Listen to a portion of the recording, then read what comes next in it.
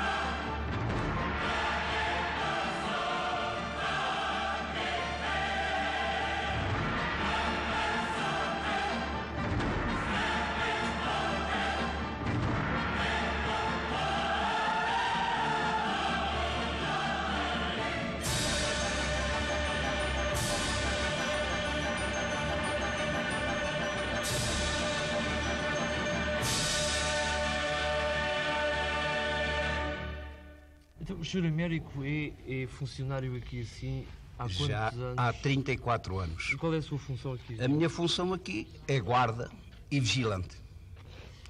É claro, tenho um serviço como todos os outros, quer fazer alguma limpeza e então conduzir visitas na parte do monumento que é visitável.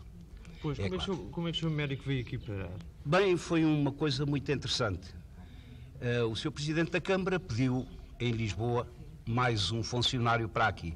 E aqui na Terra foram indicados alguns, mas não reuniam as condições todas. E como não reuniam as condições todas, lembraram-se de mim. E então foi assim que eu para cá vi. Fui mais ou menos escolhido porque estava a trabalhar precisamente na Câmara, ao pé do Sr. Presidente da Câmara, que foi ele quem arranjou mais esse lugar cá para cima.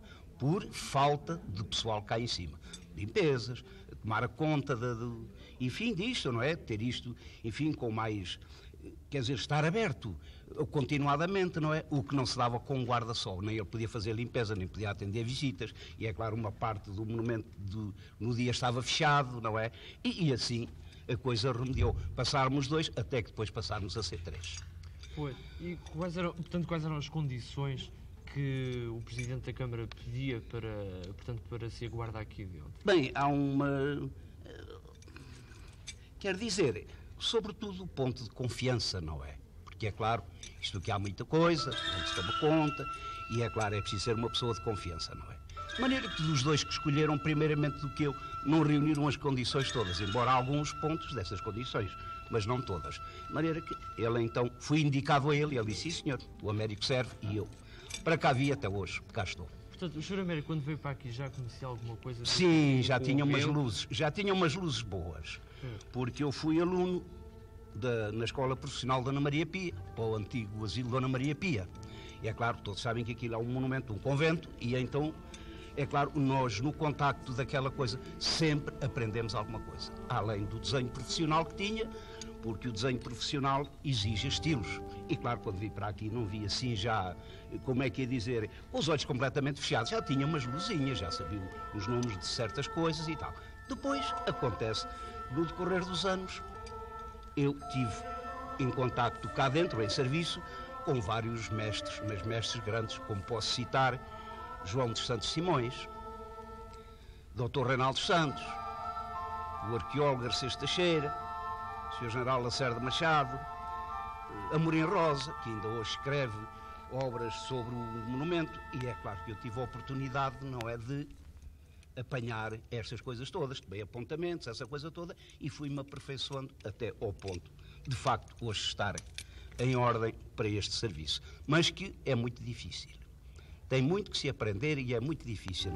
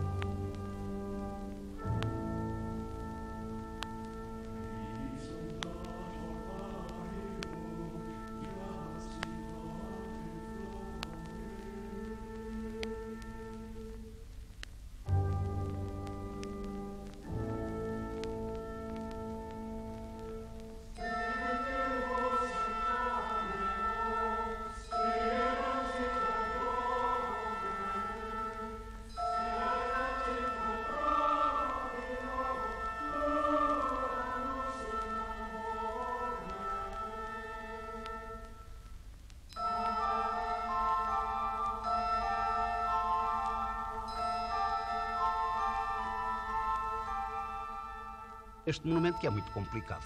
Nós aqui começamos por ver o românico, temos o gótico, temos o manuelino, temos a renascença, depois em variadas fases como o clássico, essa coisa toda, e ainda o barroco também ainda nos aparece aqui assim dentro. De maneira que é claro, temos certas visitas que a explicação, enfim, faz de qualquer forma, mas temos pessoas entendidas que é preciso saber-lhe falar como deve ser, não é? E então, esta é uma das coisas que leva muito tempo à formação de um funcionário nas condições em que eu estou.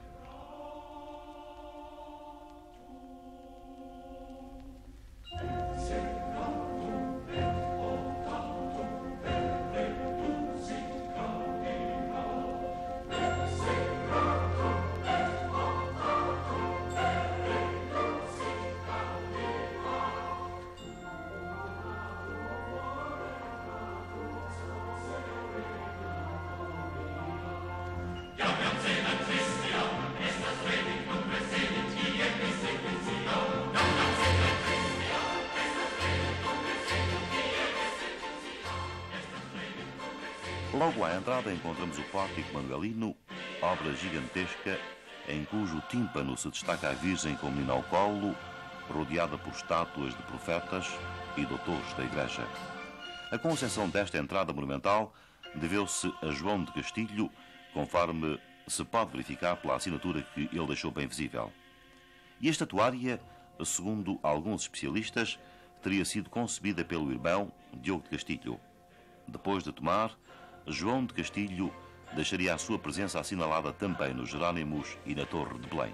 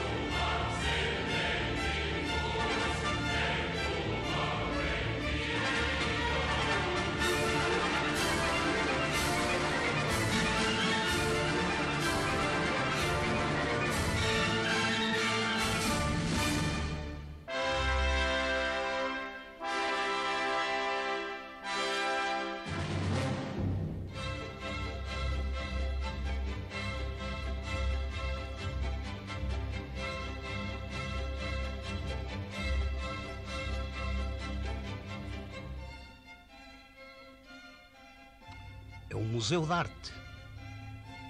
É um museu de arte. É onde se vê toda a arte. Ou seja, a arte de todas as espécies. É curioso, quem conhece, como eu conheço, vários monumentos, e que também os há bons, como Alcobaça, também muito bom, Jerónimos, Batalha. Nenhum se completa mais do que este. É como citei os estilos, não é? Que a gente aqui consegue ver as formas de arquitetura. Na parte ocupada há umas grandes salas com bastante arte, não é? Que a gente desde um princípio ao fim atravessa, vê tudo arte, todo cheio de arte.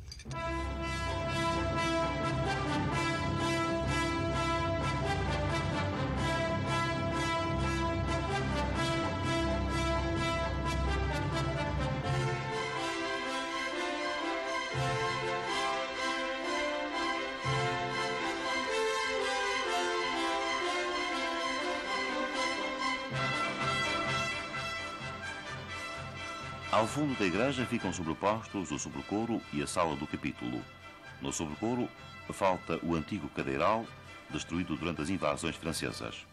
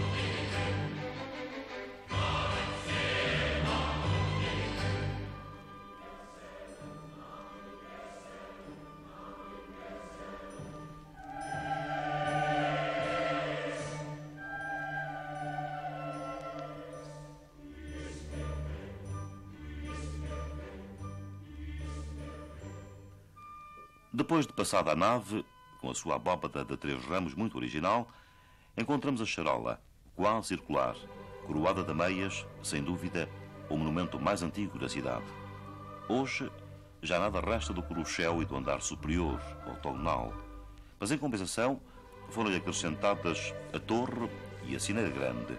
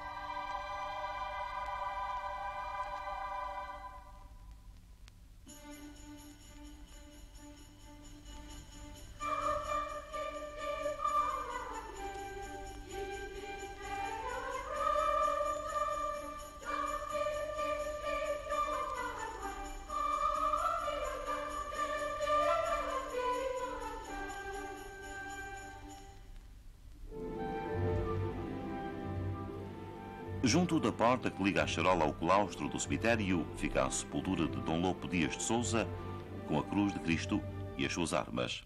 Ele foi o único mestre da Ordem de Cristo que teve direito a ser sepultado no convento por iniciativa do seu sucessor, o infante Dom Henrique.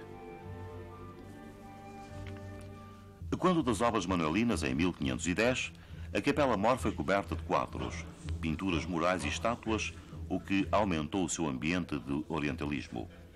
Das pinturas e frescos manuelinos, muito retocados e desfigurados posteriormente, restam-nos hoje apenas escassos e mutilados vestígios que não nos permitem ajuizar o seu primitivo valor.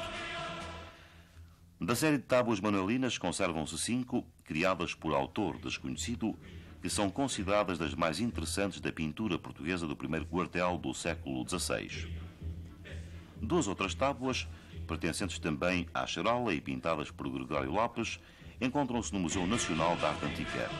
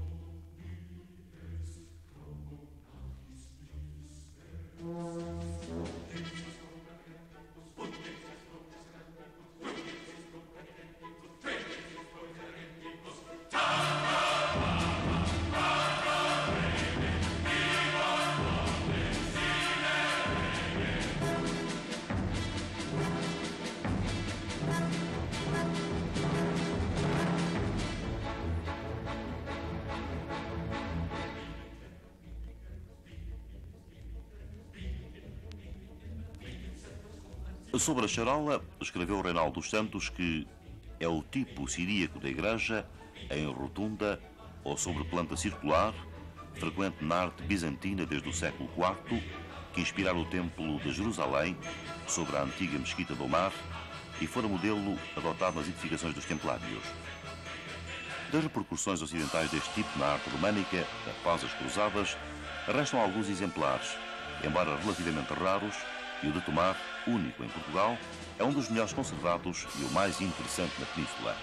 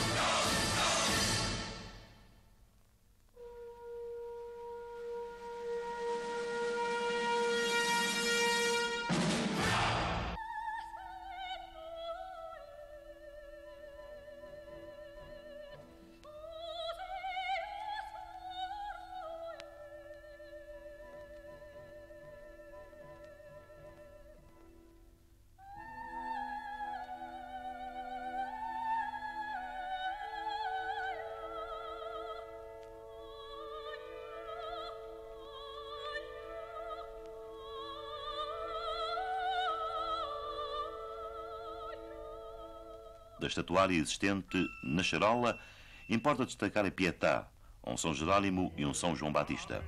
São três bons exemplares de estatuária manuelina, em especial a Pietà, de uma intensidade tão dolorosa, composta com tal equilíbrio, que a devemos considerar como uma das mais belas obras da época e a obra-prima da estatuária de Tomar.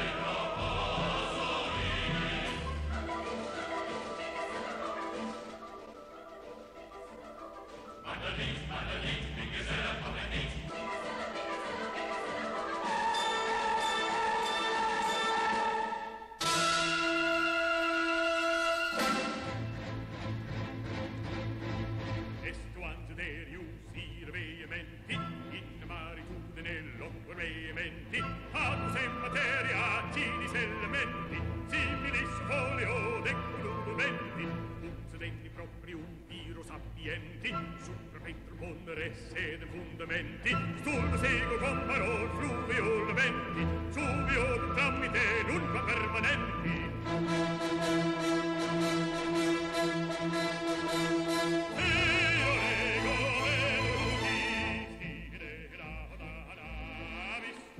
Do lado de fora da sala do capítulo, deitando sobre o pequeno claustro de Santa Bárbara, vemos a célebre janela manuelina, exuberante de decoração e inspirada na influência marítima e oriental. A ela se referiu Reinaldo dos Santos, intitulando-a uma das obras mais expressivas, do simbolismo mais poderoso e do sentimento mais épico da arquitetura de todos os tempos. Por sua vez, Ramalho Ortigão, que lhe consagrou uma página vigorosa, considera-a a obra mais eloquente, mais convicta, mais poética, mais entusiasticamente patriótica, mais enternecidamente portuguesa, que jamais realizou em nossa raça o talento de esculpir e de fazer cantar a pedra.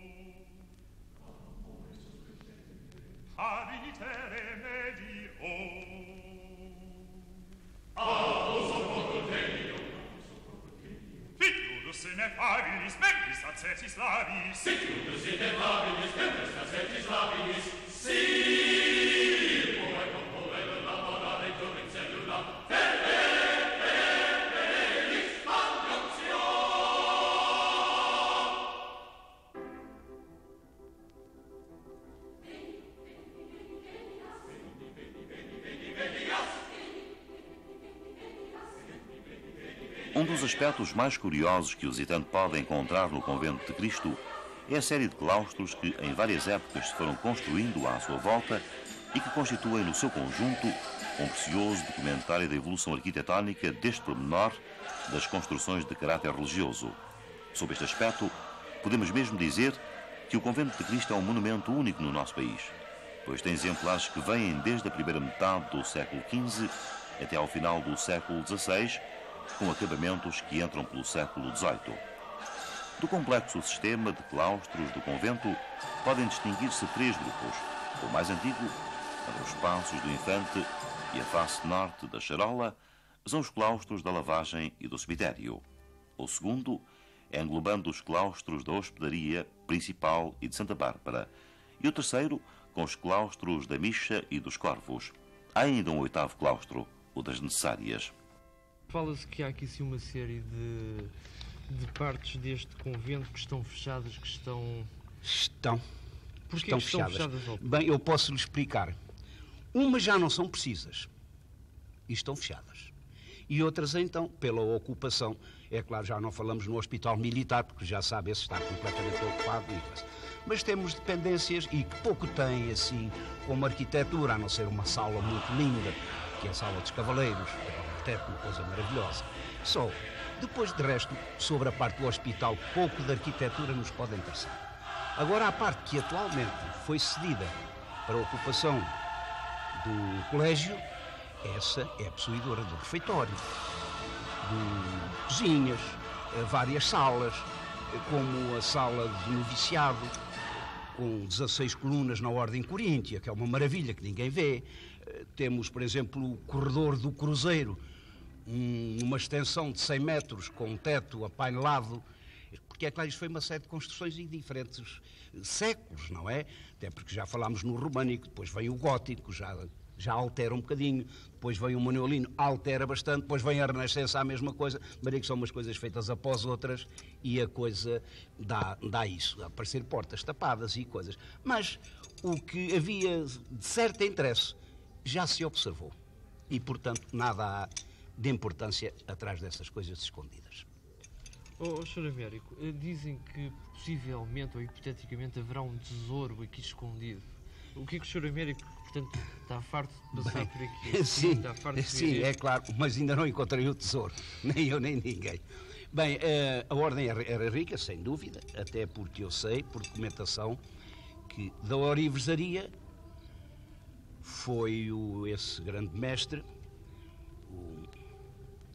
ajude-me agora ao nome, se puder ser, o Orives, fez o primeiro teatro, Gil Vicente. E era então ele dos Orives. Também se sabe da cruz relicária oferecida por Dom João I à Ordem de Cristo, com pedras preciosas, etc. Há muita riqueza. Uma existe, como o cofre, etc. Outra, é claro, como isto se tratava da Ordem de Cristo, cada um levou os seus haveres, que deviam ter relíquias bonitas, boas. E não estou convencido que houvesse um tesouro.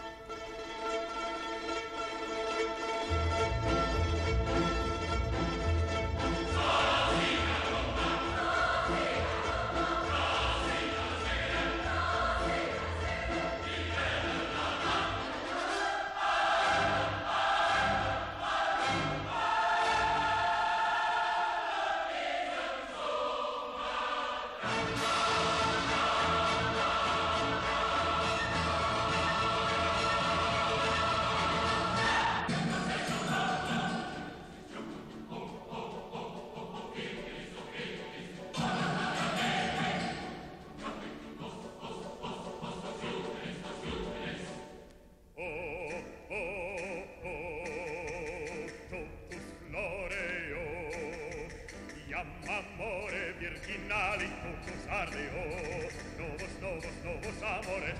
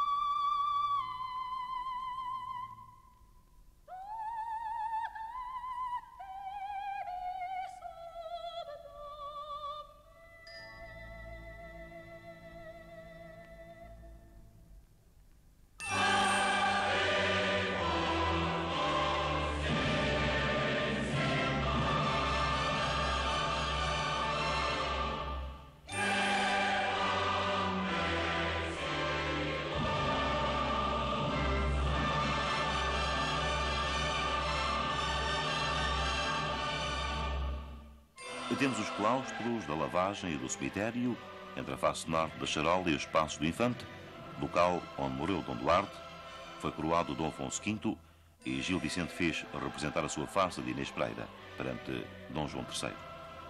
O claustro da hospedaria, muito grande, gracioso, apoiado em colunas dóricas, o de Santa Bárbara, pequeno, mas artístico, ligava os dormitórios ao refeitório pelas escadas interiores, o da Bicha, com a sua famosa cisterna, o dos Corvos, também assente sobre uma cisterna, e o principal, de estilo renascentista.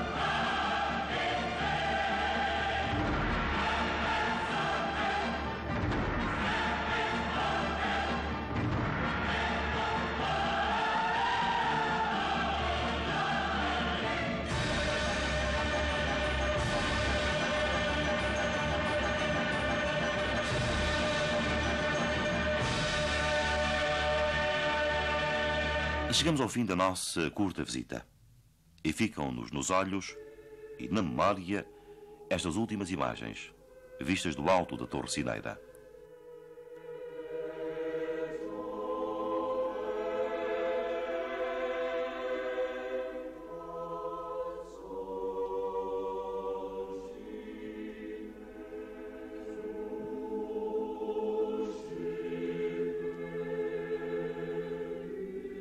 Lá no fundo, Tomar é uma cidade tranquila. Ali, ao lado, o Castelo dos Templários, os antepassados da Ordem de Cristo. Lembra-nos quanto foi preciso lutar para que o convento pudesse ser construído fase por fase, época por época, autêntico museu de história de arte ao ar livre.